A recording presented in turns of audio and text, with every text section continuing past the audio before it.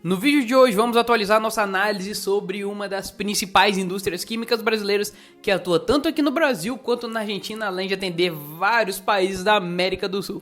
Então é isso mesmo, nesse vídeo vamos atualizar nossa análise sobre a empresa Unipar Carbocloro e seus resultados mais atualizados. Então se você está em dúvida sobre investir na Unipar ou não, esse vídeo de análise pode te ajudar. Lembrando que essa é minha análise de fundamentos e não é uma recomendação de compra ou venda de ativos, e não importa de horário quando você está vendo esse vídeo. Eu sou o Denis e agora vamos analisar a empresa Unipar Carbocloro. Aqui na análise eu vou trazer uma breve história da Unipar, dados da Bolsa de Valores, fonte de receita, resultado mais atualizado, histórico da sua receita, lucros, fluxo de caixa e endividamento. E no fim aqui do vídeo de análise eu faço um checklist como se fosse um resumo da companhia e também passo a minha opinião pessoal sobre investir na Unipar, então fica aqui até o final de nossa análise. E se você gosta desse conteúdo sobre análise de empresas da bolsa e se eu conseguir te ajudar ao longo desse vídeo, você pode deixar o seu like aqui e se inscrever no canal.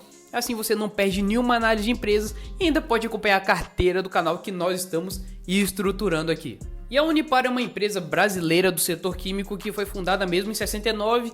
No início a empresa atuava no mercado de cloro e soda cáustica, mas em 74 ela expandiu seus negócios com a produção de PVC e quando foi em 2008 a empresa fundiu com a Quator, se tornando assim uma das maiores empresas petroquímicas aqui do país, com capacidade produtiva de 1,6 milhão de toneladas por ano, e atualmente a Unipar possui unidades industriais em Cubatão, São Paulo e na cidade de Santo André, São Paulo, além do escritório central na cidade de São Paulo. A empresa produz e comercializa cloro, soda cáustica, ácido clorídrico, PVC e outros produtos químicos. E a Unipar hoje é controlada pela Vila Velha SA, administração e participações com 58% das ações. Tem o Luiz Barsi com 13,9% das ações, tem a Intermares Participações com 11,8% das ações e 14,7% das ações ficam em free float. Aqui eu tô falando das ações ordinárias, viu? Agora vamos aos dados da Bolsa de Valores. Nome da empresa Unipar Carbocloro SA, código de negociação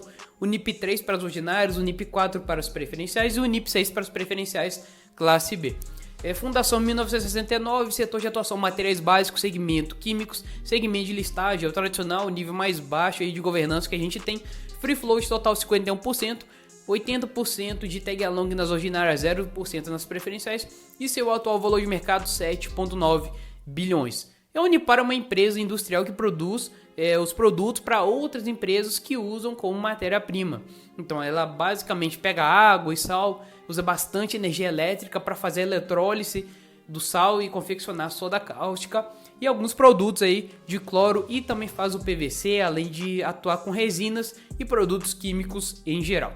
Outro detalhe, ela também atua com a parte de energia elétrica e a empresa então ela possui uma usina termoelétrica movida a gás natural que gera energia elétrica e é comercializado no mercado, além de ela usar uma grande parte aí que ela precisa para confeccionar seus produtos. E por fim, a Unipar oferece serviços de logística, transporte e armazenagem de produtos químicos e petroquímicos por meio de suas subsidiárias. Então aqui a gente já vê que é uma empresa assim de commodities, mas principalmente que tem um comportamento mais cíclico, ou seja, quando o preço das commodities estão bons, a empresa vai muito bem, mas quando os preços das commodities, que são a base para ela fazer os produtos, caem, também a empresa despenca nos resultados, como isso já aconteceu anteriormente nos resultados da Unipar. Vamos então ao seu resultado mais atualizado, que é o do primeiro TRI de 2023, e a primeira coisa que podemos ver é a utilização da capacidade instalada dela, que subiu para 84%, ou seja, 5 pontos percentuais frente ao quarto TRI de 2022, mas ficou 4 pontos percentuais abaixo do primeiro TRI de 2022. E como o preço dos insumos afeta o seu resultado, a gente tem aqui a variação dos principais, que são o preço do PVC e da soda cáustica, sendo que no caso aí a soda cáustica ela caiu 20% e no caso do PVC ele aumentou em 18% esse trimestre frente ao primeiro TRI de 2022. A receita operacional líquida fechou o primeiro TRI de 2023 com 1,5 bi, que é 9,2% superior em relação ao quarto TRI de 2022, influenciado principalmente pelo aumento no volume de vendas. Já em relação ao primeiro TRI de 2022, a receita foi inferior em 17,1%, devido principalmente à queda no preço do PVC no mercado internacional. E na repartição operacional da receita operacional, basicamente ela fechou o primeiro TRI com 41% PVC, 44% soda cáustica e 16% cloro e derivados. O CPV, que é a parte do custo dos produtos vendidos, ficou mais flat em comparação com o primeiro TRI de 2022 e teve um aumento de 2,7% frente ao quarto TRI de 2022. O resultado financeiro finalizou esse primeiro TRI de 2023 com 24 milhões, o que foi até bom se a gente comparar aqui com o mesmo período de 2022, que havia fechado em 68 milhões negativos. Chegamos então ao EBITDA desse primeiro trimestre do ano, que dá para ver que ele diminuiu em 40% frente ao primeiro TRI de 2022, mas um aumento de 70% frente ao quarto TRI de 2022, e no lucro líquido finalizou em 253 milhões, que é 71% acima do trimestre passado, mas 43% a menos do que o primeiro TRI de 2022. Já no endividamento e na parte do fluxo de amortização, o primeiro TRI, esse aí que a gente está olhando, ela ficou com 1,4 bi de dívida bruta e 19 milhões de dívida líquida, ou seja, que a gente pode ver que ela tem uma excelente posição de caixa para cá com esse endividamento eventualmente. O fluxo das amortizações das dívidas também é bem no longo prazo mesmo, então a empresa consegue ir levando tranquilamente esse nível de endividamento com o caixa que ela tem e da forma que ela está no quesito financeiro. O fluxo de caixa fechou esse primeiro TRI também com 1,4 bi de posição, com destaque aqui para a parte do imposto de renda e capex, que foram bem altos. E aproveitando, vi ali a recompra e os dividendos, e ela atualmente se encontra com um dividend yield de 15% pela alta distribuição anterior que ela havia feito.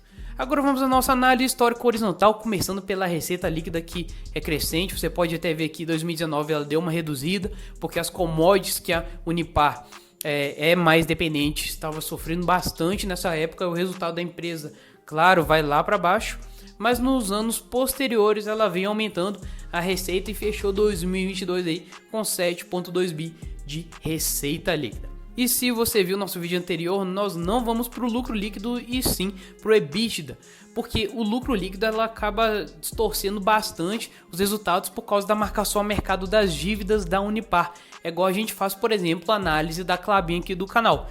Inclusive, se você quiser assistir aqui a análise da Klabin, eu vou deixar no card para você ver.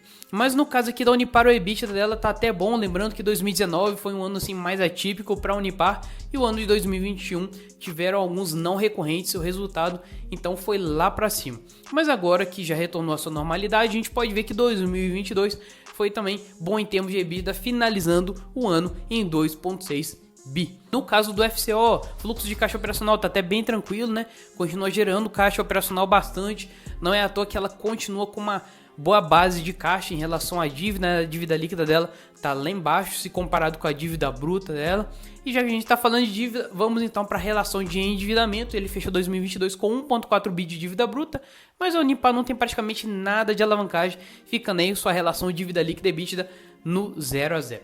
E antes de eu sair e ir para o checklist final e deixar minha opinião sobre investir aqui na Unipar, vou deixar aqui no card a carteira do canal para você acompanhar todos os apostas que eu faço nela.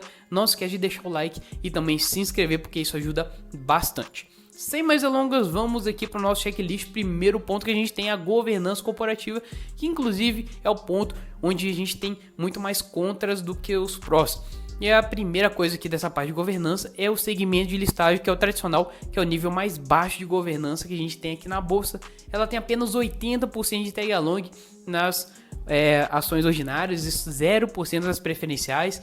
Tem um free float sim total até que bom, mas o free float nas ordinárias, nas ON, é muito baixo, apenas 14,7%.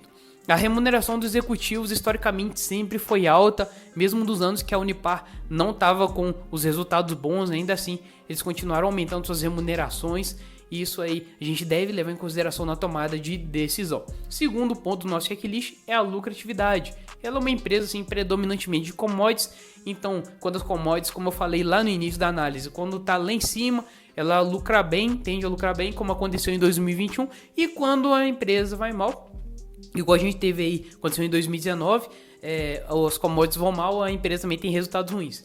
Em 2022 ela teve assim até um bom fechamento no ano, sem muitos não recorrentes, mas os lucros dela dependem bastante do ciclo das commodities, então se você for investir nessa empresa tem que ter isso em mente. Terceiro ponto, geração de caixa. Nos últimos anos a empresa vem gerando bastante FCL e CAPEX, e também com isso aí ela faz uma excelente distribuição de dividendos. A gente tem que acompanhar mesmo esse crescimento. E o quarto e último ponto que a gente olha são as dívidas, né? É o endividamento da Unipar. Não é tão alta, ela tem uma excelente posição de caixa, não está alavancada, então nesse sentido aí tá totalmente ok. E agora vamos à minha opinião pessoal, depois dessa nossa análise que a gente fez, para ver se vale a pena investir na Unipar. Bom, primeiro, a Unipar tem alguns pontos positivos, como a resiliência por conta dos seus produtos, né? Eles serem essenciais para várias indústrias. Ela é a maior produtora de cloro e soda cáustica assim, da América Latina. E ainda tem um bom histórico de operacional, né? De geração de caixa operacional. Mas em contrapartida, ela também tem uma forte dependência do desempenho do mercado internacional e a necessidade de altos investimentos para continuar com o seu operacional, com a operação dela. Igual a gente viu até a parte ali do CPV. Para mim, o que mais pesa em seu desfavor é a parte da governança, que ela está primeiro nível tradicional, não tem tag along, a remuneração dos executivos continua subindo, por mais que a empresa tenha passado alguns momentos ruins. Não é que é errado ter remuneração dos executivos, mas tem que ser condizente com a saúde financeira da empresa. E tem muita gente que acaba investindo na Unipar só por conta do Luiz Barsi e por conta dos dividendos que a empresa ultimamente tem distribuído e vem apresentando muito altos. Mas quando você for investir numa empresa, eu te falo aqui, já falei isso em outras análises, entenda bem do setor, não invista numa empresa só porque investidor A, investidor B ou C está investindo, e não vai só buscando dividendos. Faça uma análise mais criteriosa da empresa, e se eu conseguir te ajudar de alguma maneira com as informações e quer acompanhar outras análises e a carteira do canal, já se inscreve aqui, ativa o sininho das notificações. Um forte abraço e até a nossa próxima análise.